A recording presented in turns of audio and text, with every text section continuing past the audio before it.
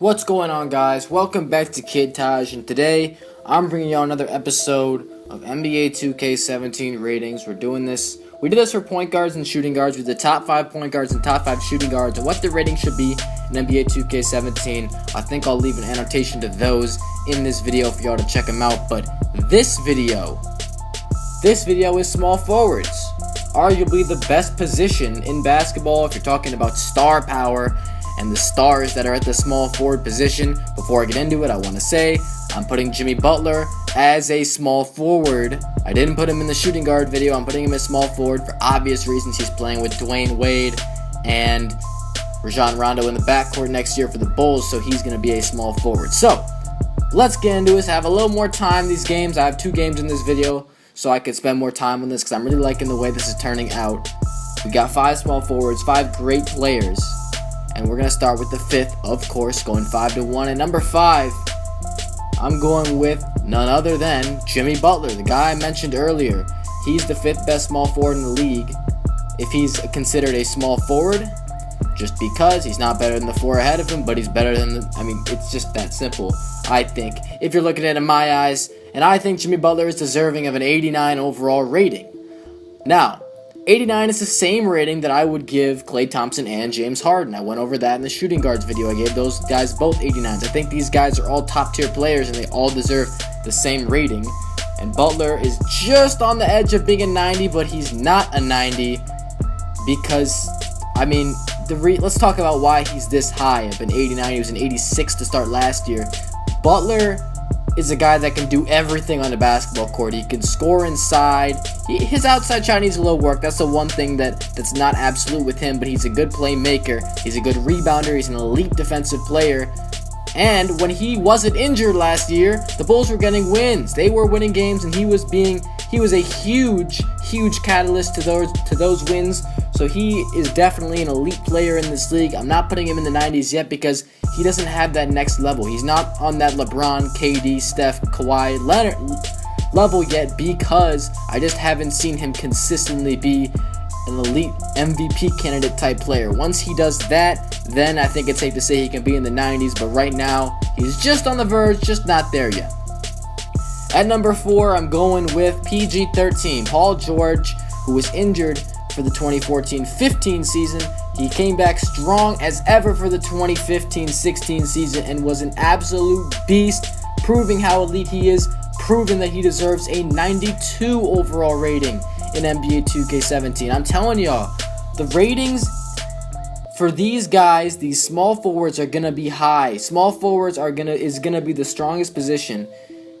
Point guards are very strong because there's a lot of good point guards, but the top 5 small forwards are better than the top 5 point guards. Paul George is a 92.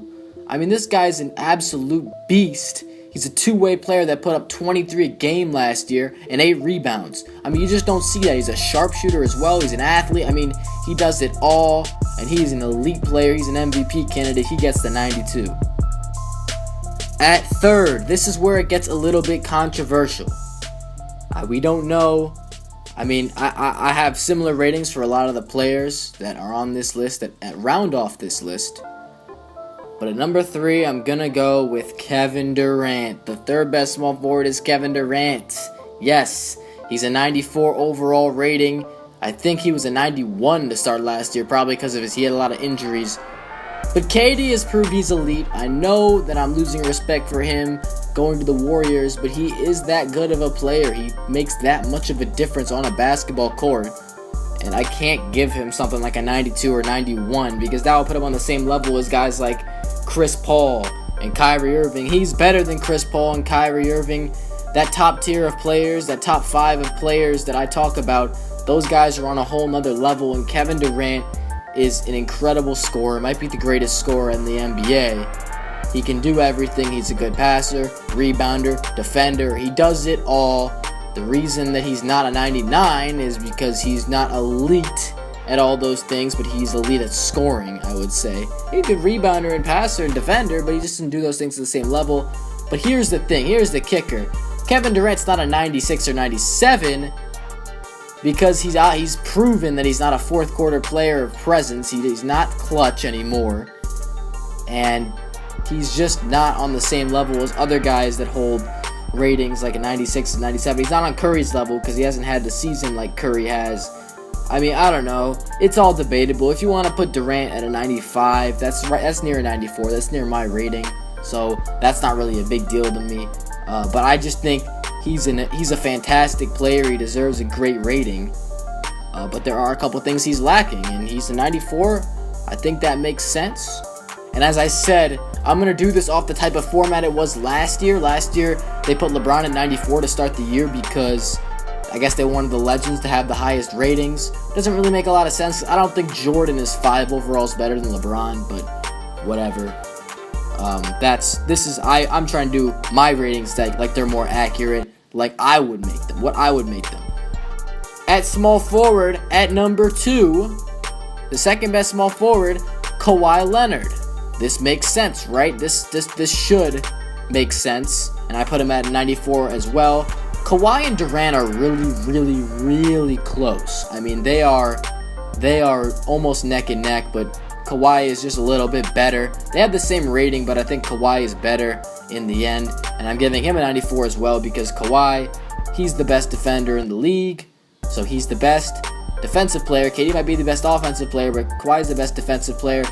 And I think Kawhi is a better offensive player than KD is a defensive player. And Kawhi, I think he scored like 21 points a game. He's a really good rebounder as well. He can pass the ball. He can handle the ball. He can post up. He can do anything on the offensive end. If he was on a team that required him to carry the offensive workload night in and night out, he could do it. He could put up 26 a night. He can shoot the ball so well, and people don't know, but Kawhi Leonard came into the league as a really bad shooter. He wasn't even a jump shooter, and now he's an incredible shooter. He shot like 45% from the three-point line last season. He can knock down shots from anywhere on the court. He's extremely athletic and strong.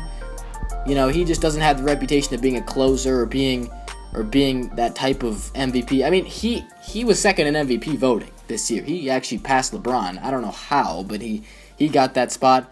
He could be an MVP. He wasn't, but he is that. He is a top-tier player. He is a superstar in this National Basketball League. Obviously, a top 5 small forwards list and small forwards rating list will not be complete without the king, LeBron James. Obviously. I mean, really, there was no other as I miss a fucking perfect release. Whatever. Look, I don't even care. I don't even know if that's right in the commentary, but I know I missed a perfect release at some point in this gameplay. LeBron James, he just revolutionizes the game. He plays it in a way, I mean, he is a living legend. He's got to have the highest rating. He's the greatest player in the league. I'm giving him a 97. Yes, LeBron gets a 97. I'm not going full 98, 99 on him, because he's not really been the regular season player of he hasn't played like a 98 or 99 in the regular season in the last couple years.